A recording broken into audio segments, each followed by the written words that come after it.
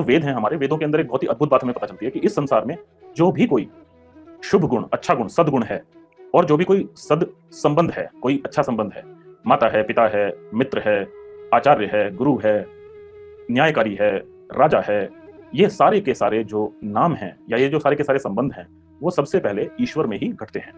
क्योंकि ईश्वर के प्रत्येक गुण के साथ-साथ जब आप विचार करते हो, तो आप ऐसे सोचिए कि हम माता को माता क्यों कहते हैं? अपने अंदर हमें रखकर संसार के कठिनाइयों से बचाने वाली, हमारे शरीरों का निर्माण करने वाली, शरीर निर्माण करके हमें इस संसार में लाने वाली, अपना सुख त्याग करके हमें सुख देने वाली, जो सदैव हमारे उत्पन्न होने से लेकर जब तक उसके अंदर सामर्थ्य रहती है तब तक वो केवल देती ही देती है। इस गुण के कारण माता माता है। अच्छा, तो जैसे यहाँ पे कहा कि यो मिमीते मानयति सर्वान जीवान स माता।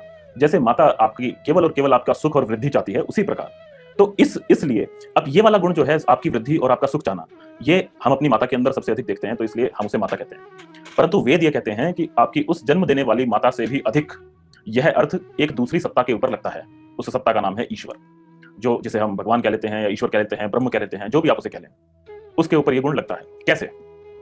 जब हम कहते हैं हमारी माता ने हमको जन्म दिया, हमें जीवन दिया, हमें हमारा शरीर दिया, तो आप थोड़ी-सी इसके थोड़ा गहराई में जाइए। हमारी माता ने हमें शरीर कैसे दिया?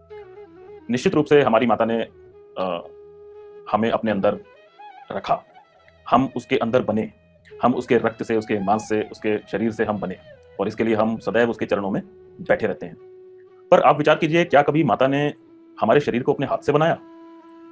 माता बेचारी बड़े कष्ट सहती है, पूरे 9 महीने तक कष्ट लेती है, उसके बाद में पूरा जीवन हमारे लिए कष्ट लेती है। परंतु क्या माता ने अपने हाथ से हमारा शरीर बनाया था? नहीं। क्या माता ने अपने हाथ से हमारी आँखें बनाई थी? नहीं। तो कहने का अर्थ ये है कि हम माता को माता इसलिए कह देते हैं क्योंकि उसके अंदर हमको आश्रय मिला था और उस आश्रय के साथ में उस माता से हमको प्रेम मिला था। उस माता से हमको वृद्धि मिली, उस माता से हमको शौर्य मिला, शक्ति मिली, इत्यादि। तो वेद ये कहते हैं कि ये जो माता का गुण है, यह वास्तव में उस परम माता जो ईश्वर है, उस गुण का थोड़ा-सा भाग आपकी माता के अंदर आ जाता है, तो वो सबसे अधिक प्रेम करने वाली आपको लगने लगती है। अब आप उस ईश्वर के मातृत्व की तुलना कीजिए कि जो आपकी एक-एक परमाणु, एक-एक अणु, एक-एक कोशिकाओं को बहुत ही ध्यान के साथ अपने सामर्थ्य से रचता है। आपको दिख सके इसके लिए आपकी आँखों की रचना करता है। आपका हृदय धड़क सके, आपके शरीर के अंदर रक्त बह सके, वह सर्कुलेट कर सके, इसके लिए वह हृदय का निर्माण करता है। आपका मस्तिष्क विचार कर सके, सोच सके, इसके लिए वह बहुत ही कॉम्प्लेक्स मस्तिष्क का निर्माण करता है।